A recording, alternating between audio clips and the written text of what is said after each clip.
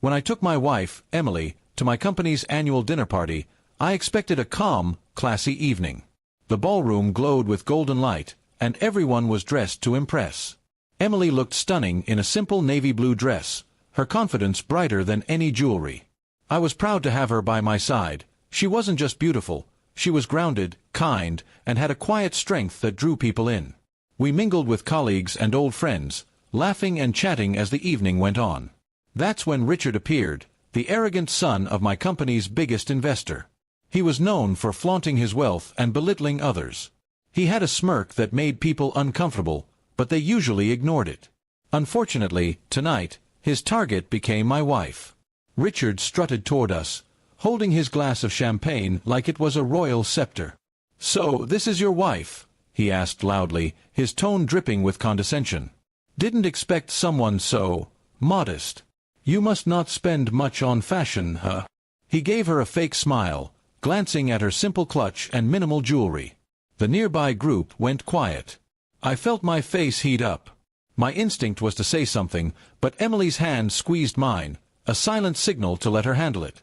Her calm expression didn't change. She simply tilted her head slightly and smiled at Richard. "You're right," she said softly. "I prefer spending on things that actually grow in value, like education, kindness, and respect. You should try it sometime." A few people chuckled under their breath, surprised by her poise. Richard looked taken aback for a second, but tried to recover.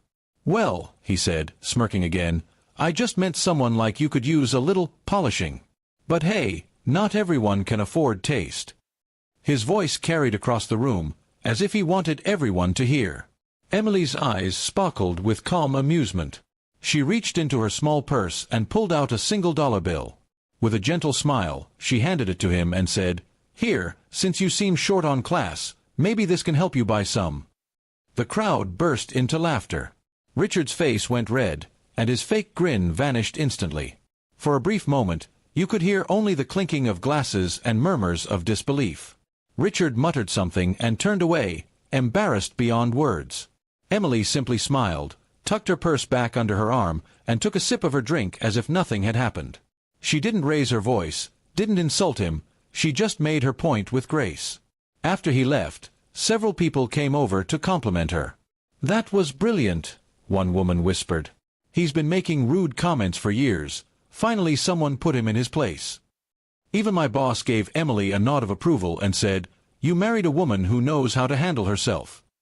As the night continued, the awkward tension faded into admiration.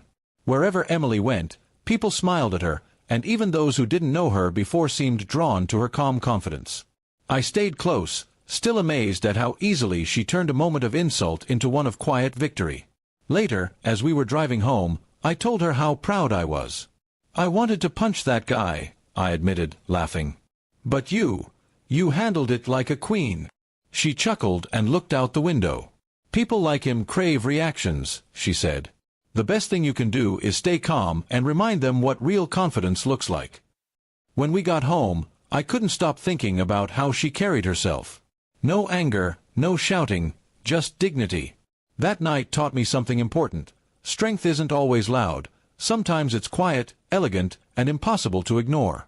The next week at work, the story had spread everywhere. People were still talking about how Richard got schooled by my wife. He avoided me entirely, and even toned down his arrogant behavior at future events. It was clear that Emily had left an impression that went far beyond a single evening.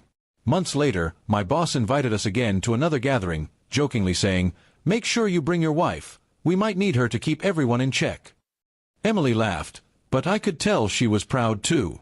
She hadn't just defended herself, she'd shown everyone that respect is worth more than money. And every time I think about that night, I smile. Because in a room full of people chasing wealth and attention, my wife proved that true class isn't about what you wear or own, it's about how you treat people. And no amount of money can buy that kind of grace.